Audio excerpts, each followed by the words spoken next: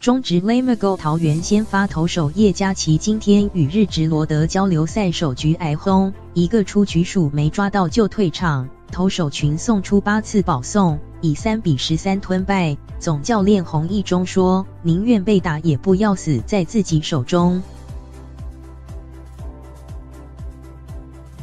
中职 Lamigo 桃园与日职罗德交流赛首战。桃园队今天比赛由备受教练团看好的21岁左投叶嘉琪先发，首局就受震撼教育，面对罗德队首名打者冈大海，第一球就被敲出右外野方向全垒打，接着保送，接连被敲安打，失掉4分，一个出局数都没抓到就退场。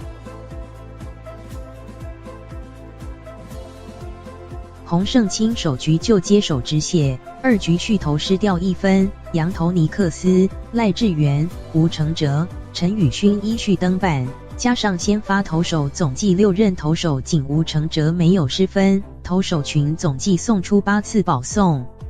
桃园队打击没能发挥，前5局仅在2局靠着林红玉、杨春炮拿分，6局再靠着廖健富、林红玉、郭彦文接连安打，单局追回2分，但比赛后半段没有再追加分数，吞下败仗，打线总计吞下10次3振。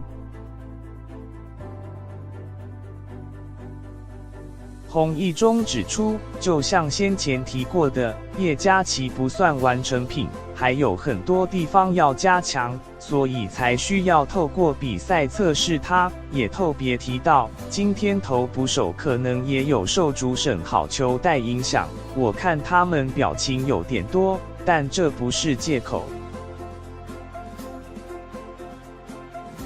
洪一中表示，控球一直都是教练团很要求的一环，今天投手群坏球偏多，人家没有打你，自己死在自己手中，希望投手群胆子要更大一点。